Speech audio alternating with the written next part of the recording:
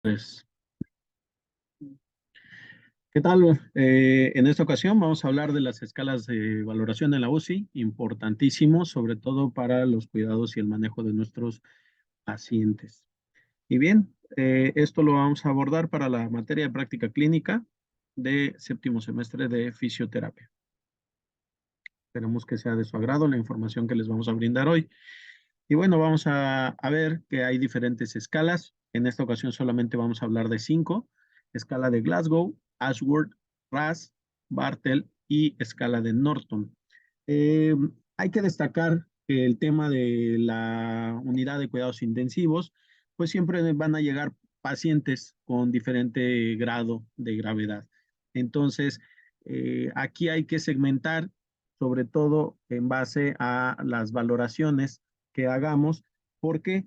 Porque si bien es cierto, no todos van a tener la misma calidad de cuidados, y no porque no podamos o no querramos, sino porque en base a estas escalas vamos a medir qué tantos cuidados va a tener un paciente sobre de otro.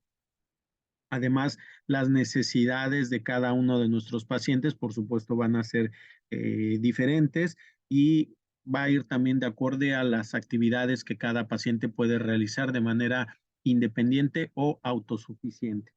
Entonces, vamos a dar entrada a la escala de Glasgow. En este caso, pues Glasgow nos dice que vamos a trabajar la parte de los parámetros neurológicos. Dentro de este vamos a ver que podemos utilizar tres diferentes parámetros: parámetro motor, parámetro vertebral y parámetro ocular. Entonces, a partir de estas respuestas que vamos a tener de diferentes mediciones, pues nos vamos a dar cuenta que es una aplicación de diferentes escalas, del 1 al 4, del 1 al 5 o bien del 1 al 6. En la parte ocular, que vamos a tener cuatro mediciones diferentes, es la uno, donde nuestro paciente, cuando nosotros le hablemos, no vamos a tener respuesta ocular. Eh, Vamos a tener como clasificación número 2 que va a haber un poco de dolor eh, para esta misma respuesta. En el orden 3, pues vamos a tener que responde nuestro paciente a la parte verbal u oral. Y en la parte 4, pues vamos a darnos cuenta que nuestro paciente responde de manera espontánea. Por otro lado, en la parte verbal, cuando nosotros le hablemos a nuestro pacientito, vamos a ver que no hay ningún tipo de respuesta oral cuando nosotros le hagamos algún cuestionamiento, alguna pregunta, sobre todo pues para ver y medir esta parte neurológica. Si de pronto le hablamos por su nombre o le preguntamos cuál es su nombre, en qué lugar está, cuál es la fecha, y nos damos cuenta que no hay ninguna respuesta, pues lo vamos a clasificar en el número 1. Si por el contrario nuestro paciente intenta hablar, pero con sonidos incomprensibles, pues entonces le vamos a clasificar en el número 2. Si nuestro paciente articula bien palabras, pero en este caso van a ser palabras inapropiadas, pues entonces lo clasificaremos con el número 3. Por otro lado, si nuestro paciente nos habla de una manera desorientada, de una manera en donde él hable cuestiones incoherentes que no tengan concordancia con lo que nosotros le estamos hablando o preguntando, pues entonces lo podremos clasificar como el número 4. Y una clasificación número 5 es donde nuestro paciente está totalmente orientado, conversando de manera fluida con nosotros, y entonces sabremos que está en excelentes condiciones a nivel neurológico verbal. Por otro lado, vamos a tener la clasificación a nivel motor, que va a ir del 1 al 6, en donde nosotros vamos a pedirle eh, que haga algún movimiento y pues simplemente no puede hacerlo o no hay ninguna respuesta. Si nosotros estimulamos y solamente nos da una extensión, pues entonces vamos a darle un 2 de evaluación. Si tenemos, por el contrario, una flexión anormal del movimiento, pues entonces sabremos que lo podemos clasificar en el número 3. Si a partir del estímulo que nosotros le hagamos a nuestro paciente, eh, En este caso puede ser un pellizco, puede ser un pinzamiento, puede ser a lo mejor colocarle un hielo, un estímulo donde el paciente tenga esta respuesta y nos retira la extremidad y la recoge o hay una flexión, pues entonces lo podemos clasificar en el número 4. Si el paciente además logra localizar en qué zona nosotros le ejecutamos o le aplicamos el estímulo, entonces podemos decir que está en una escala número 5.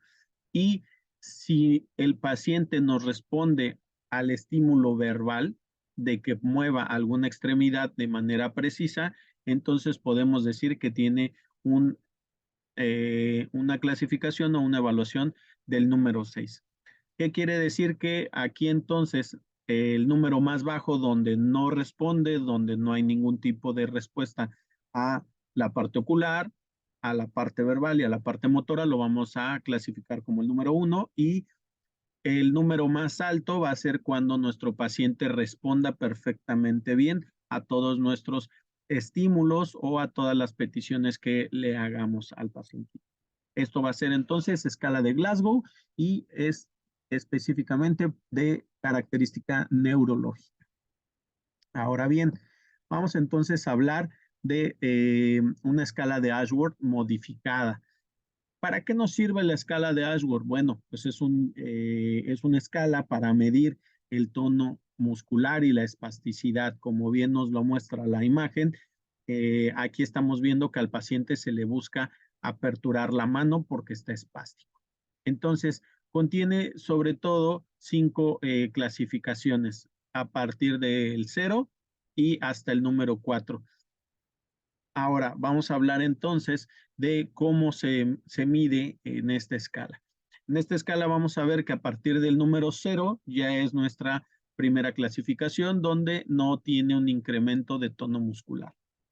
La clasificación número 1 entonces será un pequeño incremento o aumento del tono muscular con un pequeño enganchamiento o bien una relajación de la musculatura o alguna resistencia mínima que pueda tener al final del estiramiento. Si por el contrario ya tenemos un 1 más, podemos decir que entonces hay un incremento de tono muscular, pero con cierto grado de resistencia, aunque sea mínimo. Por otro lado, después de esto, el músculo dura un poquito más en esa contracción y hay un movimiento. En este caso, este movimiento de clasificación se le llamará el signo de navaja. Por otro lado, la clasificación número 2 va a ser con un incremento moderado de nuestro tono muscular, pero el músculo afectado todavía se mueve fácilmente. Todavía hay ese grado de movilidad donde podemos manipular a nuestro paciente o bien su extremidad. Por otro lado, en la clasificación número 3 podemos decir que ya hay un aumento considerable del tono muscular y tenemos ya los primeros signos o ya es visible la restricción y por supuesto dificultad del rango de movimiento a a la clasificación número 3. Y por supuesto, en la clasificación número 4, pues el músculo está totalmente atrofiado, está afectado, está rígido, está espástico y cuando se flexiona o se extiende, pues regresa de manera inmediata. En cuanto nosotros soltamos a la extremidad o dejamos de generar esa extensión o esa flexión del músculo, inmediatamente regresa o responde el músculo a la espasticidad. Entonces, escala de Ashworth, podemos decir directamente, nos va a medir tono muscular y espasticidad de nuestro paciente. Bien, ahora entonces vamos a hablar de la parte de la escala de RAS. La escala de RAS, bueno, puede servirnos para clasificar y sobre todo medir los niveles de tranquilidad, de sedación o bien de alteración y de agresividad que puede presentar nuestro paciente estando dentro de la UCI. ¿Qué vamos a hacer con esto? Bueno, vamos a evaluar pacientes que se encuentren con ventilación mecánica o sin ella, pero lo vamos a dividir en 3 diferentes secciones. Esto lo vamos a medir a través de ansiedad o agitación, sedación y dentro de la sedación, pues vamos a ver que hay sedación moderada y sedación profunda. Entonces vamos a dar paso a la parte de la clasificación en la escala de RAS, donde vamos a hablar que el 0 por esta clasificación, el 0 es totalmente en un estado de homeostasis o en un estado de equilibrio, donde nuestro paciente pues está tranquilo, está alerta. Ahora bien, vamos a ir hacia el más, pero también vamos a ir hacia el menos. Siendo esto que en el menos o en la clasificación aparentemente negativa, es que nuestro paciente se va a encontrar en un estado de mayor sedación y entre más positivo sea nuestra clasificación, entonces vamos a saber que nuestro paciente está en un estado agresivo, combativo, violento, ansioso, etcétera. Bien, entonces, repetimos, en el número 0, la clasificación va a ser que está alerta, pero tranquilo nuestro paciente. En el +1 vamos a darnos cuenta que entonces nuestro paciente ya tiene los primeros síntomas de ansiedad, ya está un poquito inquieto, móvil, con una conducta relativamente tranquila, eh, pero sin violencia. Por otro lado, en la clasificación 2 ya muestra signos de agitación, ya hay movimientos más recurrentes, más frecuentes, pero sobre todo vamos a ver que ya le empieza a incomodar el hecho de que tenga, por ejemplo, el respirador. En la clasificación 3, ya definitivamente nuestro paciente muestra signos de estar muy agitado, ya comienza a tener muy desagradable la presencia del ventilador, del tubo, ya quiere quitárselo y por supuesto esto ya es una alarma considerable. Y en el +4, pues entonces podemos decir que nuestro paciente es incontrolable, ya el paciente empieza a ser combativo, ya el paciente empieza a luchar, ya sea con el fisioterapeuta, con el enfermero, con los doctores, etcétera. Ya muestra signos de ansiedad incontrolable, de violencia, de lucha o de combatividad. Por otro lado, cuando regresamos a la parte de los menos, del -1, entonces podemos decir que nuestro paciente está ligeramente sedado, adormilado, despierta por intervalos, pero todavía se mantiene tranquilo y responde a la voz o responde a los llamados orales. Y bueno, también podemos decir que un signo característico es que va a prevalecer con los ojos abiertos aproximadamente en un periodo de 10 segundos más o menos.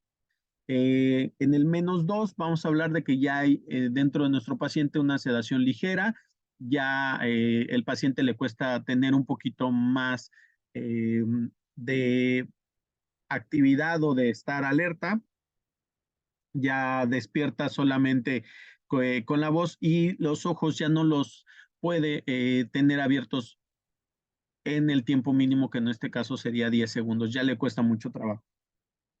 Dentro de la sedación moderada, vamos a hablar que es el -3. En esto, pues ya nuestro paciente no está con movilidad, ya abre los ojos, pero no nos dirige la mirada, ya estamos hablando de una mirada un poquito perdida porque ya no puede sostenernos la mirada o vernos directamente para responder a los estímulos orales o verbales que le estemos haciendo. En una sedación profunda, que es la clasificación que le corresponde al -4, bueno, pues ya no responde nuestro paciente a los llamados que le hacemos vía voz, o bien ya abre ojos, pero mediante un estímulo físico, que quiere decir que nosotros mismos vamos a buscar abrirle los ojos porque nuestro paciente ya no los abre por sí solo.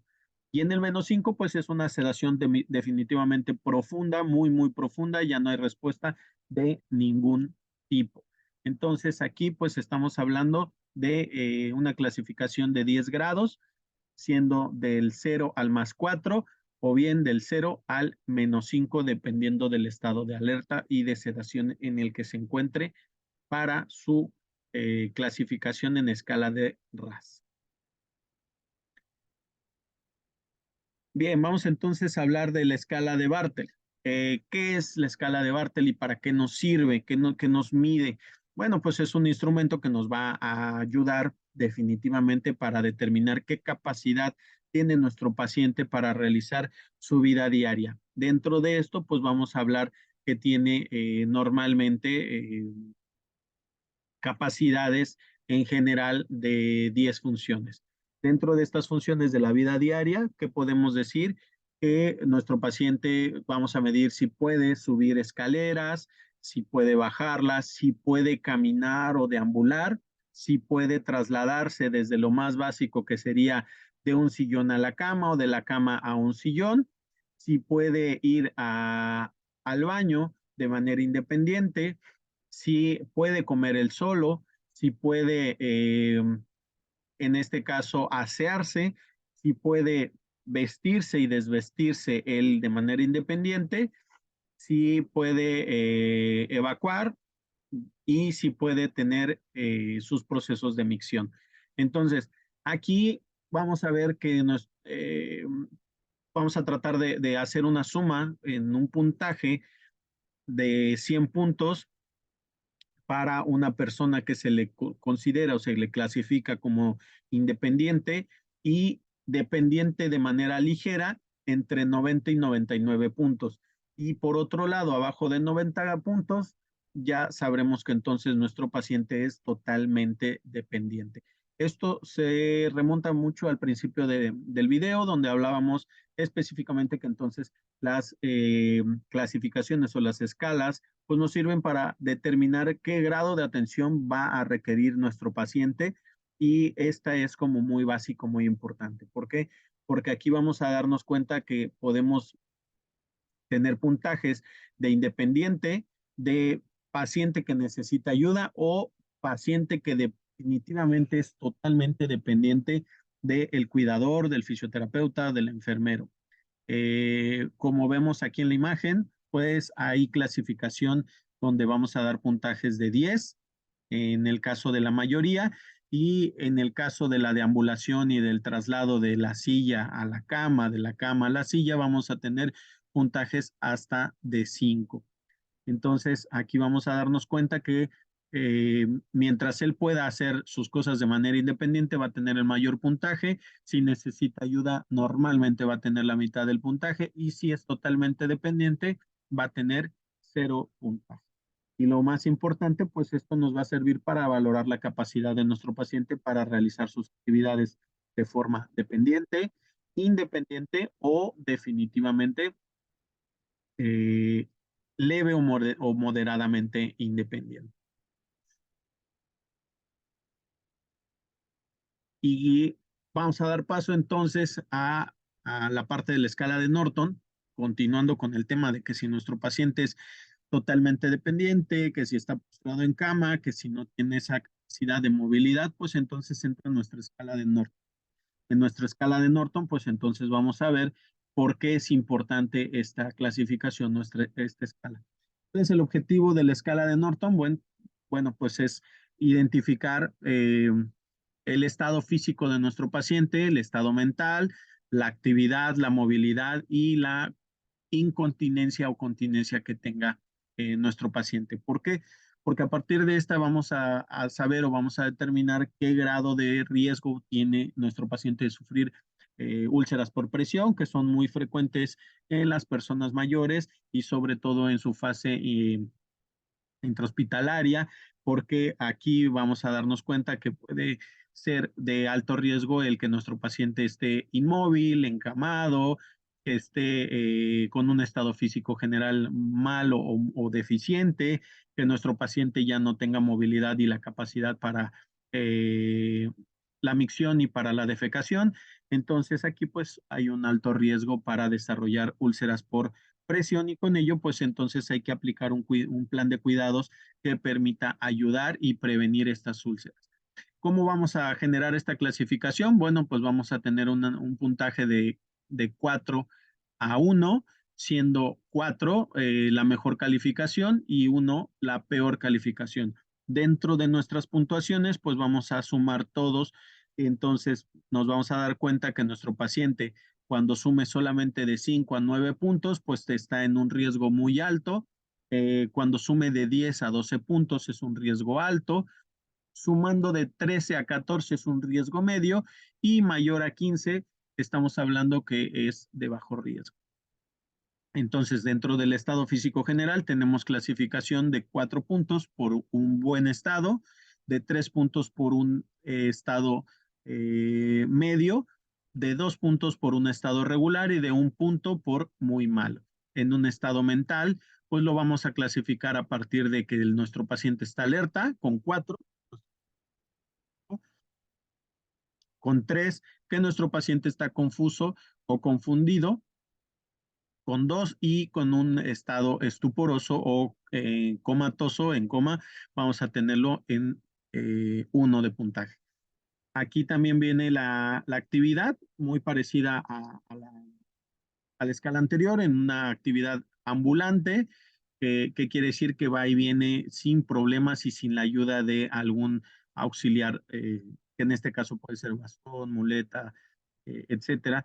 Pues entonces, cuando es independiente, vamos a clasificarlo con 4. Cuando necesita de ayuda de un bastón o de algunas muletas, bueno, pues ya entonces lo clasificaremos con 3, y sentado en silla de ruedas, pues con 2, y encamado le vamos a dar 1 punto de clasificación.